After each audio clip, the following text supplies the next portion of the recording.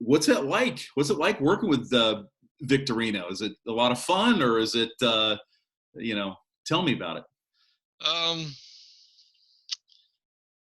I mean, it's been so many years so far. We've gone through so many different changes in the winery. I mean, God, when you look at back 20 years ago, what it looked like and what do we have now, it's kind of hard to believe almost that all that happened.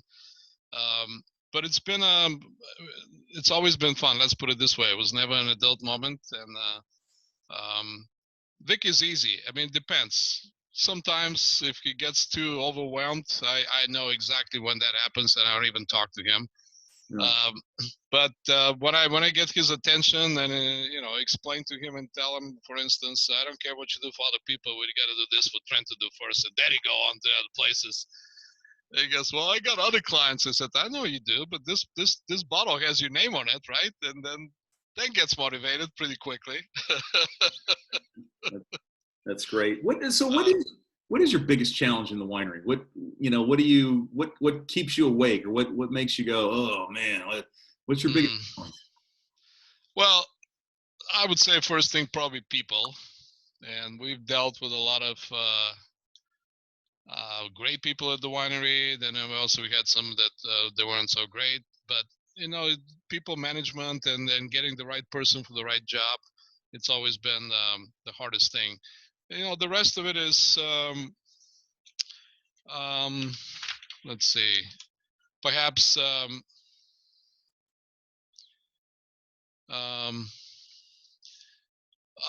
mean, the winery did not have a whole lot of let's say equipment, or there was equipment, but it was old, or sometimes we were lacking of stuff. But throughout the years, we managed to get the good stuff, good equipment and barrels and things like that. So this is out of the way, and I think now is just to play it with the harvest and get the best out of it. To every single year. I mean that it's always a challenge, and that's part of the winemaking. Adjust to whatever the year is going to look like and bring us to. I mean, every year is different. I mean, we're looking at the vines right now. We're going to have a early harvest. The Sangiovese is already blooming, where last year it was about a month and a half. And Chardonnay is blooming already. So we had a very early bud break, February 27th. And if the weather stays continuously warm like it is now, we're probably going to be harvesting at the end of August. So now that brings, that ripens the grapes when the days are long and the nights are short. So that rhythm of nature is shifted toward early days, and that changes the biology of the vines. And we already had a vintage like this 3-4 years ago, and we saw how the wines taste after they're bottled and all that, but they're definitely different. So we will try to to adjust with those conditions, and we're anticipating fires probably again, hopefully not, but the way it looks is going to be very dry. Now we know it's going to be a rain next week, and inevitably during the bloom, and rain during the bloom means there's going to be shatter. Shatter is when you have reduced size berries or a reduced number of berries per cluster. And in some cases, we've seen it if it comes to the wrong time, the rain, it can wipe out the whole crop, and you will have absolutely no fruit set, or it's going to be so shattered that the quality is going to be affected. So it's farming, always looking at the sky. That's challenge, and the weather that changes so much that weather because of the climate change or whatnot, but it is definitely bringing challenges.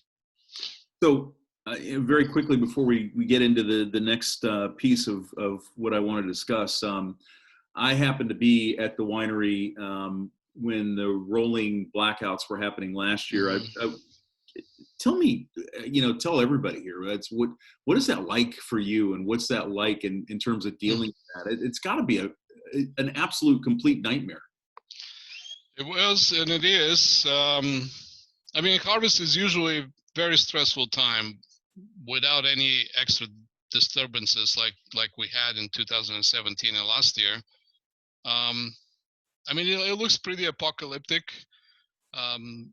visually, and when you don't have a power or unexpected power outages and all that, you're dealing with fermentations that are going. So the tanks are heating up and there's no way to cool them down. And the reaction is exothermic. So they will continue to warm up until it overheats, and then the fermentation will stop.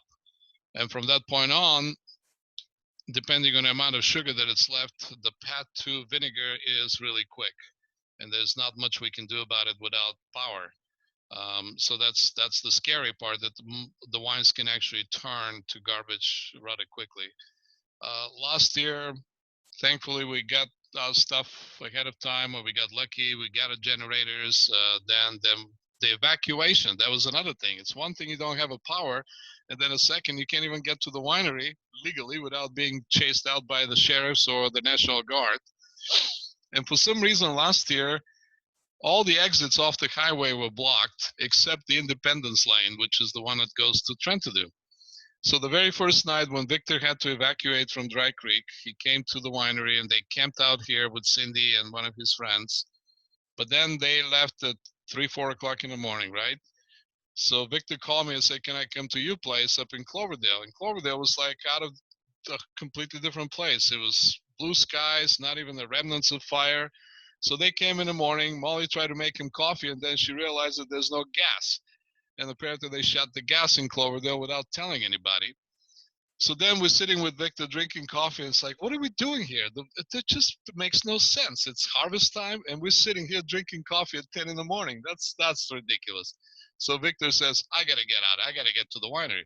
So I said, no, first he said, I got to get to my place in Dry Creek and see what's going on, and then I'm going to go to the winery. I said, if you make it there, give me a call. I'll be there in 10 minutes. So he calls me half an hour later and says, I made it. Get your ass over here. So I'm driving.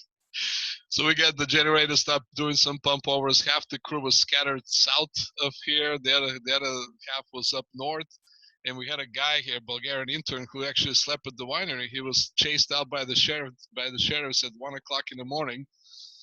Anyway, so from that point on, for the next 10 days, it was tricky. I mean, the generator needed a lot of fuel. It also needed additives, and Victor kept filling it up every day, twice a day. Then we ran out of that diesel additive that we're putting in for the emissions. Yeah, so you had to find it in places that there's none of it, right? And it can't go anywhere because it's closed. All the stores, businesses are closed. Anyway, so we made it happen. We didn't miss a beat. The wines turned out fine. But all the large wineries around us, we're not going to mention names, they were closed for the entire time. I have no idea what happened to all those tanks full of thousands of tons of grapes. Wow. Yeah, so fun stuff. Unbelievable. I got to get to the last part here, but just for everybody's reference and knowledge, the bill on that was probably close to $200,000, right? The total for the generator alone and the fuel, I think it was like 40,000, and then we have other expenses, the loss of revenue from the tasting room for the wedding department and all that stuff. It was probably added up to some substantial number, yeah. Yeah. And then we had the smoke. I mean, the smoke alone made things very difficult. I mean, we walked around with masks all the time because he just can't breathe. So some days when the wind brought the smoke straight to the winery, we just worked as much as we can take and tolerate, or minimum at least do one pump over and then bail out because it's just unhealthy. Right. Yeah. Unbelievable, incredible stuff. A wealth of information. That's now you guys can see why next time you get out to Sonoma, you got to stop in. And by the way, I'm gonna toot Miro's horn a little bit more. You know, he's one of the most sought after consultants in Sonoma. People, when they have issues and they need him, or they need somebody, that he's one of the people, one of probably 3 or 4 that they know his phone number and they dial him up and they hope like hell he can help them. He's been around for a long time, so he's an incredible wealth and resource of information. So all right, now we got to know a little bit about Miro, the myth and the legend. Now we want to know about Miro, the man. Miro, the man. All right. Oh no. You're headed to a restaurant or a friend's for dinner. What are you hoping to find on the menu or on the table? I'm not really pretentious about food. I can eat anything as long as it's not completely awful. But I do really enjoy a great meal. Um, and what I found throughout the years that the company is more important than the meal, and then the wine and the whatever alcohol. So you can have a lot of fun with very little as long as the company is great and adequate amount of alcohol. But in general, Oh, that's hilarious. yeah, in general, I do like Asian food, and I know you do.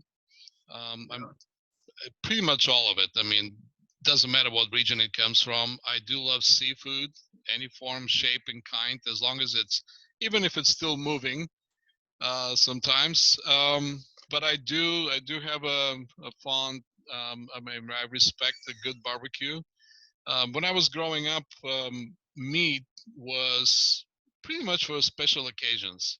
And the rest of the time, meat was used more like a spice, just an addition to a lot of vegetables and legumes and then, root veggies or whatever. So it was not the main actor on the stage, except, St. George Day, which was yesterday. People eat tons of lamb and then pork during Christmas and things like that, and occasionally chicken. So but here in this country, meat it's abundant, or at least it was. Now I'm hearing that there's shortages here and there. I remember when I brought my parents here for the first time, and my father said, "All right, why don't you make me some of those famous American steaks that we watch on the movies and people eat?" So I went to the store and got in the biggest ribeyes that I can get with 2 bones in and whatever. So I cooked them and grilled them, brought them in. My mother looked at it and she said, "Oh my God, I can cook with one of those pieces for 2 weeks." Right, And my right. father said, "All right, so now we're talking." He goes, "How is humanly possible for one person to eat that?" I said, "People do it. You're just not used to that." Right, right. Now, I know you like to go to Bulgaria every year. You usually go at least once a year, and this year that might not be possible. Um, No, I already canceled my trip. Yeah. yeah, where are the other places that you like to go visit? Um, there's a lot of places I would like to go visit, and I haven't yet. But there's so many places in California that I would like to go, and some of them I've been already, and they're so beautiful, and it's just right here in California. There's a lot of places I haven't been in the United States, and I would love to go. I never been to Alaska, for instance. But speaking of Europe, I do like France. I mean, there's something about that country. Italy, I don't know that well.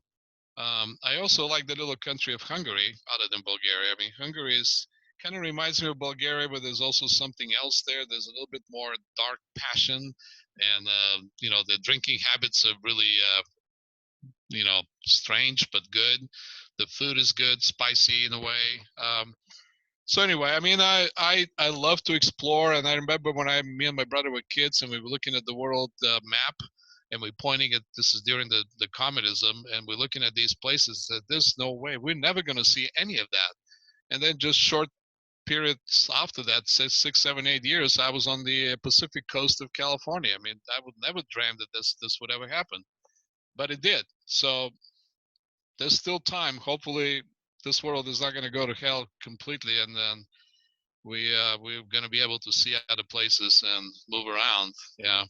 I think you will. So, okay, so then, what's your favorite form of relaxation? Yeah. Um, Again, I'm very easy at that point. I can get entertained pretty simple way, and it can also relax very simply. I do like fishing. Um, Unfortunately, I don't have that much time. We used to go with Victor actually quite often up in the mountains and fish for trout. I like ocean fishing as well, just off the coast of California. I love movies. And lately, I guess with age, gardening. I mean, this at least. I mean, I studied for this kind of stuff, and I grew up in the farming community, so I do love to garden. I just finished my garden. This time I went overboard. Way too many plants. I don't know how I'm gonna take care of all that. I like cooking. I don't do it very often, but I do it, and when I do it, I enjoy it. I even like driving around. Just the simple driving, going in the ocean and staring at the horizon. That's fun. That's relaxing. Yeah, yeah, no, Yeah. no question. And favorite music? Hard rock, heavy metal, 80s music, classical, new wave even. Yeah. I don't like country music. I said it. Not that I don't like it, but it doesn't do it for me. There's a bunch of other type of music that I don't like, but this is definitely something I would listen to. Yeah. That's awesome. All right. Well, as you guys can tell, this is why I have like one of the most fun jobs in the world. You get to sit down with somebody with just an unbelievable background experience, so good at what he does, and you get to talk to him, and sharing it with all of you guys is like it's kind of a dream come true. So this actually has become one of my favorite things to do, this Friday afternoon thing, and hopefully we can continue to keep going even after the world starts to open up, because I think it's really interesting. But now what I want to do is turn it over to you guys. You got to let Leona know, raise a hand if you have a question. We have about 10 minutes left for anybody that has a question for Miro. And he's, as you know, he's got a lot of information to share. So I couldn't have covered everything because we only had 45 minutes. But if you have a question, now's the time to fire away. So Diane wanted to know about how does the smoke affect the grapes, and I believe Molly answered her a little bit, but if Miro wants to address that. Yeah, Miro. Both fires in 17 and last year, we got lucky. It's all about timing, and sometimes it depends. The timing meaning when you harvest the grapes, before or after the fire, or how many days after the fire started. So the smoke taint is an issue. And it all depends on luck sometimes, I guess, how long the smoke will hang on the vineyards or on the grapes, and how long it's going to be in contact, and how concentrated that smoke is. But if it does happen, the wine gets smoked to various degrees, and when it gets really serious, it's almost unsalvageable. There is a process to remove the smoke taint from the wine, but it's not it's not 100% deal, and in some cases it looks like the wine is clean, and then it gets bottled and it comes back in the bottle. So for Trentadue and both Miro, both those fire years, I got lucky that we either picked the grapes before they got tainted, or there was no smoke over the vineyards for a long enough time to do a damage. For instance, last year, the last grapes that we picked on the second day of the fire was our Montepulciano, so everything else was harvested. And the Montepulciano did not get smoke because the smoke was on the other side of the river most of the time. We had more of an issue in 2008 when the fires were in Mendocino, because there was pretty much no wind, and the smoke kind of hang there for 2 weeks. So a lot of the grapes in Mendocino they were gone. I mean, the wines were so smoked that they were not unsellable. But we didn't get any problems at Trentadue at that time.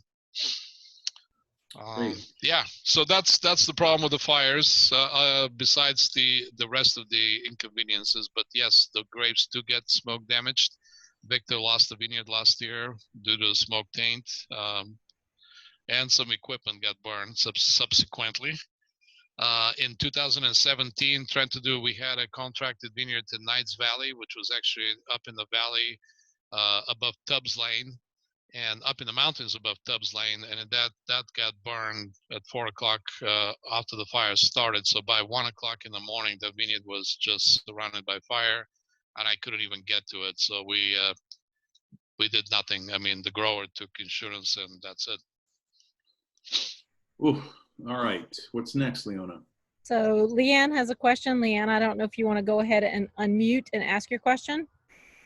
Sure. I was just wondering, Miro, what is your favorite wine of Trentadue's and what year? There's been so many, I know, but Oh, that's a good do you question. like yeah.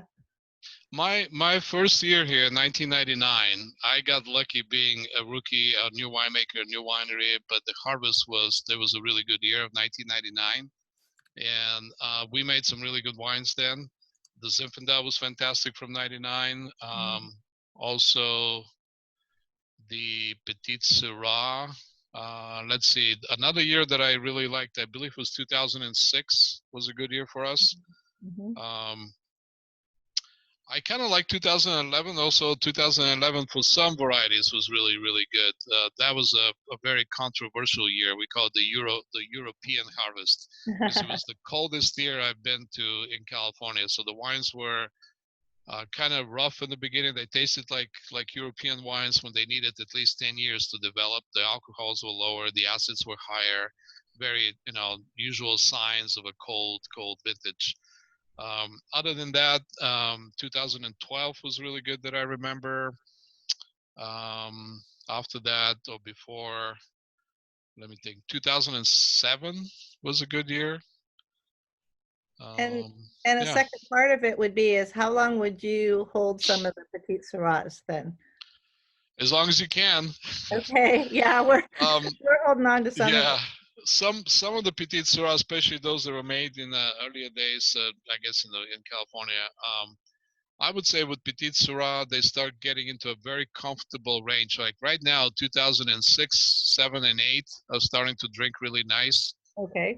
So anything after, I would say, 7 years from that point on, although sometimes they taste fantastic when they're young. It depends on the year. I mean, I start making them a little bit more in the way that they taste good when they're young, because then you get that very typical Petite Syrah blueberry, violets, blackberry aroma that is very, it kind of goes away as they age. It just turns to something else.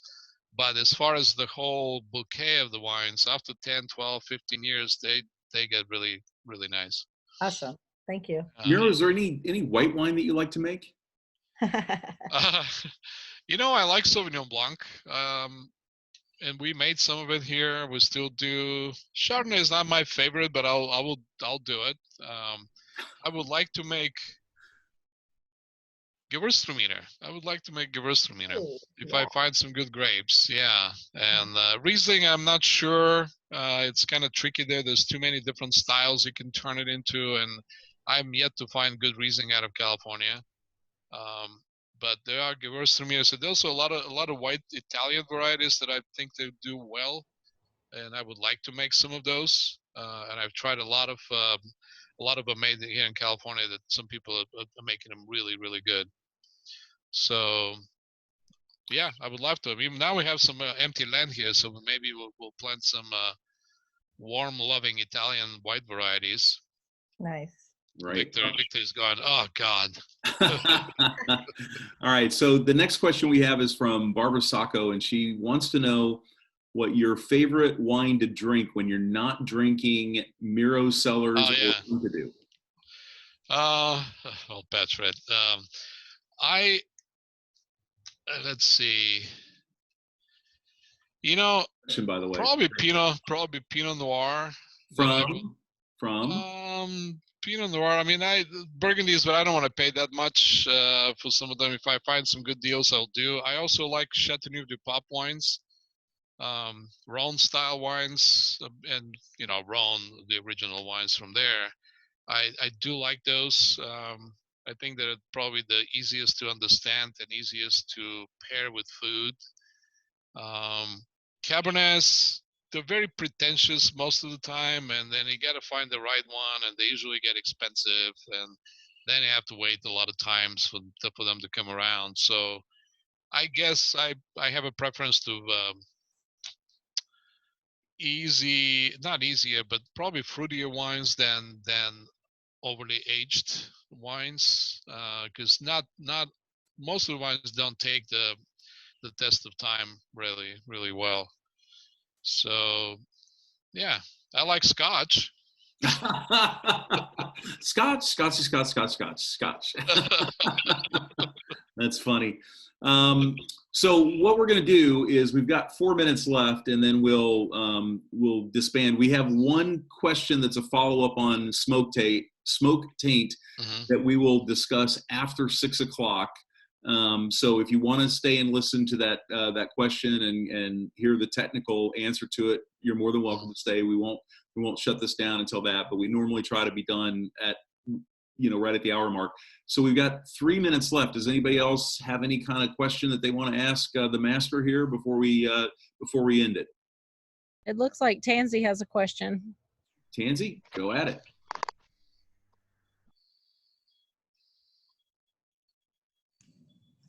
Not hearing you. Hands, you'll have to unmute. We probably can't hear you. Hey, sorry about that. I couldn't find my mute button. Thanks for doing this. This is super fun. I really enjoy it. My fiance and I are getting married at Trentadue end of August, fingers crossed. So thank you. The one question I had was when I was trying to finalize our wine order selection, I didn't see any Pinots, which is my favorite Pinot Noir. I was wondering if Trentadue normally does Pinots, and if not, why not? We have made Pinots in the past. I believe 3 times we made Pinot, and we decided it's not for certain, but we might get back to it again. Possibly, I mean, this year there's going to be a lot of Pinot available, just like it was last year, and it's going to be from good areas. You may know or not, but the Pinot became overplanted really quickly, so there's tons of it and a lot more than the market can bear, especially at high prices. So we might make some. I mean, I would love to make some Pinot, and especially if we need to supply the club. As far as your wedding, hopefully it will happen. Is it this year in August? Yeah, she might have muted herself, or we might have lost her. Yeah. Yeah. So it could happen again in a small amount. Chris, you had a question. You got to unmute. You're still muted. Okay, so no, my question was more, Miro, about insects. What's the real situation with insects in the vineyards at this point in time? Are we facing any problems or not? I don't think we have any problem yet, right? No, we usually don't. I've seen in maybe 1 or 2 times my 20 years here that we had a little bit of an issue with leaf hoppers toward the end of harvest, but that's never that big of a deal, and they're relatively easy to deal with. We keep some vegetations between the rows, and that attracts predatory insects, and they seem to take care of business. Good. And we don't even, I haven't even seen mites not yet, you know. No, we don't really have an issue. I mean, like I said, if we do, it's a little bit of leaf hoppers, and it's not that often. Yeah, and if we do have an insect issue, we don't spray pesticides. We use oils and some organic stuff to take care of them. And yeah, well, that's good news. All right, everybody. So we're at that magical 6 o'clock mark, and I thank everybody for coming on. We're gonna hang out here for another couple of minutes because Diane had a question that she wanted to follow up on the smoke taint and ask Miro. So we're gonna have her ask that question. But for everybody else we never like to keep you more than an hour. We know how that is. We, like in, out, good interview. That was a lot of fun. Got a lot of great information. And Miro, thank you so much for you're welcome. Welcome. Sorry we didn't get this stuff on time. We were a little bit late.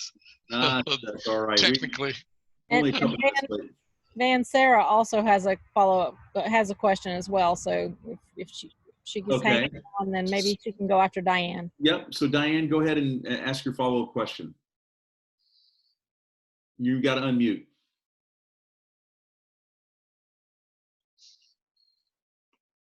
Sorry about that.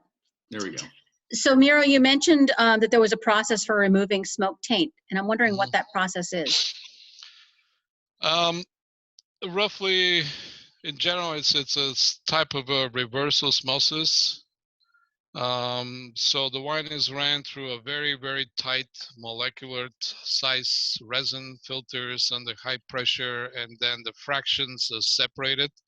And that way we can, this kind of process or similar has been used for quite some time to take alcohol out of the wine or take volatile acidity or some other unwanted compounds like, so basically the wine can be separated in fractions and then reassembled. So one of those ways is to take some of those phenolic compounds that cause the smoke taint. But they're quite complicated. The Australians have technologies. I've never dealt with one of my wines in detail, so hopefully not or never to experience that at first hand using this process. But what I know about it, that's what it's based on. And the Australians have the technology because they've been experiencing fires for a very long time, and pretty much every year in some places in Australia they have severe problems. So yeah, that's what I know. There's also it depends when the fire. Some say that the fires are more damaging or the smoke taint is more prevalent at the end of harvest.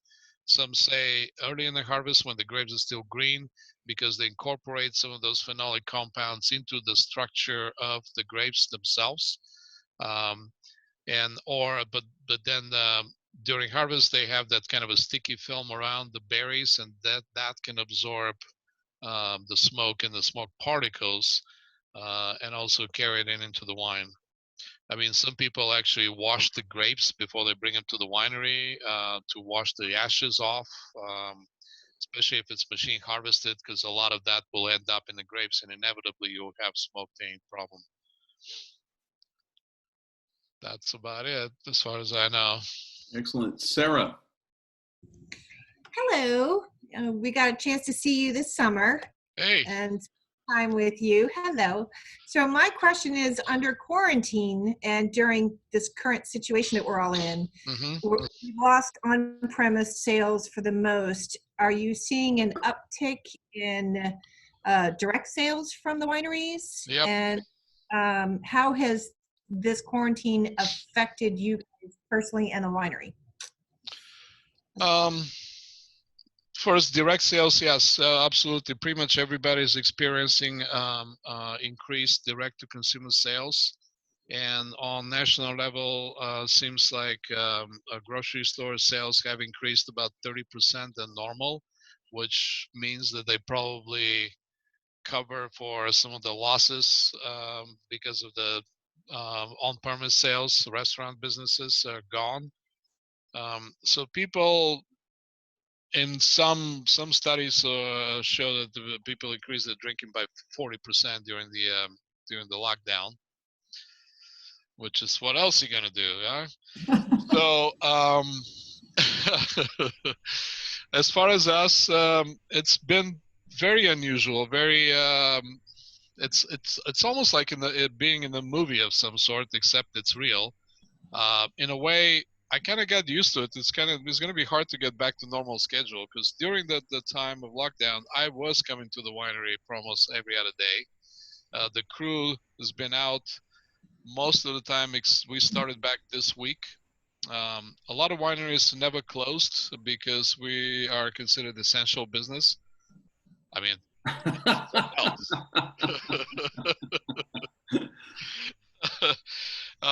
but we decided here just on our little business with Jim, we decided to go on the safety route and keep people out of the winery.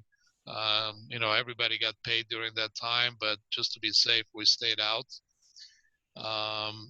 And like I said, we resumed this week on Tuesday. We start on a normal schedule because I mean, when we talked with Jim about it, he asked me, is there anything absolutely necessary that needs to be done at the winery? And I said, we can get by because we caught up with a lot of processing right before the pandemic started. So, you know, a month or so, it's relatively easy to stay out of the winery. But now we have to go back, and we got to take care of the wines and bottle some and so forth. But it's scary. We'll see what the future is going to bring. If people continue this trend, maybe this is the new normal. Maybe people realize that it's a lot easier to buy wines online, and it's you just push the button. You don't have to go anywhere, and the wine gets miraculously dropped at your doorstep. And so we'll see. There's a lot of unknowns. There's a new realities that will be born out of this situation for sure. Yeah, I think just for anybody that's curious from a national perspective, we're definitely seeing a lot of online stuff happen. We're definitely seeing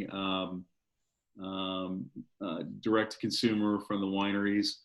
But the one thing that's been made for us, for our clients, we've been told is crystal clear is, we still need a really good functioning 3-tier system to deal with all the volume. So there's no, I know, for example, in talking with Trentadue, I know that Jim has told me that they're having record sales, from the winery, but it's not enough to sell 35,000 cases. And I know that our client in Napa has said the exact same thing. We've never had better sales at the winery, but it's not enough to the entire production. So I don't know that the on-premise channel is it could literally be 3 to 5 years. Yeah, or it will, to recover to the same. Yeah, there's, I don't know, if ever. Okay, anybody else have any other questions before we thank Miro very much? I cannot thank him enough, and we had that was a great time debriefing him and learning that I kind of knew it, but I didn't know that he and I had the identical same taste in music. That's kind of interesting. Really? I thought you were a bluegrass kind of guy. Yeah, right. And what about the classical music? No. He did mention classical music, and I know that's not even a close factor for you. No, I do listen to classical music. I don't know about Van. I'm talking about Van. I know you would. Being from Bulgaria, at least we hope you listen to some of the greatest classical music creators in the world. Van, it's like, okay, Kiss, yeah, okay. Motley Crue, Iron Maiden. I got some great airplane porn before I logged in here. I found a picture of Ed Force One, Boeing 747-400 in Iron Maiden livery flying over LAX. I thought that was pretty cool. Hey, Miro, I did have one other question. This is Bruce Dickinson. Yes, the Bruce Dickinson, right? Yeah, that's right. See, we're. I know. That's awesome. Well, Bruce Dickinson that guy's a total stud. And he's a pilot. That's what he was. Yeah. He's captain. He's rated captain on A320, 757, and 744. So. Right. Miro, one other question I did have that just popped into my head. What is the number one dish that Bulgaria is known for? Oh my God. I don't think there is any, honestly. I mean, there's a lot of cross cuisine in Bulgaria between continental European and the Middle Eastern stuff, the Greek, the Turkish influence, and then there's just some Bulgarian stuff. But if I had to name something, there is one dish that is cooked individually in these individual clay pots that are about single serving with a lid on. And they usually based on some sort of a tomato sauce base. Usually you'll have 1 or 2 cracked eggs inside. It's going to be some sort of meat, either sausage cut on small pieces or chicken or pieces of pork. And then some peppers, and all that is cooked, basically steamed inside in a hot oven or straight on coals, and that's how it's cooked. And then cheese, feta cheese, inevitably feta cheese in it, which feta, it will melt to a point, but not completely. It's not like a stringy cheese, but it will melt. And so this is something that I don't think I've seen in other cuisines, and that may be kind of a typical Bulgarian. But other than that, a lot of dishes with cabbage and pork, grilled stuff, tons of grilled stuff, tons of peppers. Not as hot as what you do, but we do have hot peppers there. A lot of roasted peppers with tomatoes and cheese. That's summertime dish. It's just inevitable you'll have that. And olives. So we got to throw some olives somewhere.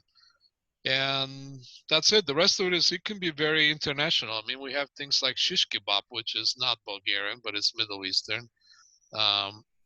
We have dolmas, stuffed grape leaves or sauerkraut leaves with rice and meat. Yeah, but you know, usually it's good. It's usually very good. And now they're getting really fancy, very international in some way, which is, I don't know if it's that good or not, but they also keep a lot of indigenous or what they think is Bulgarian food in the restaurants there. So you can have a lot of fun eating there.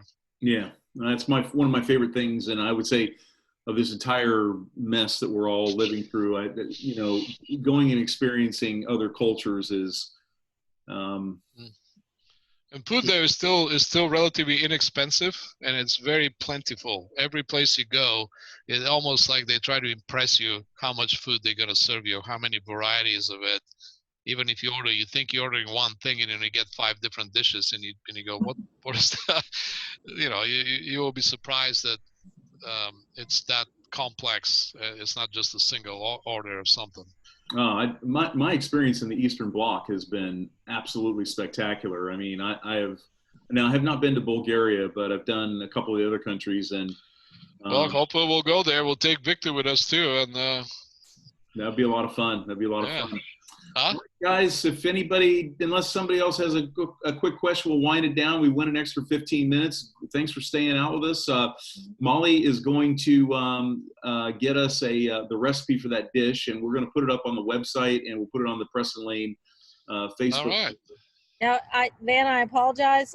G. Salata, I'm not sure what her first name is, but she wanted to say something about the wedding venue at Trentadue. So do you want to go ahead and unmute and talk about that?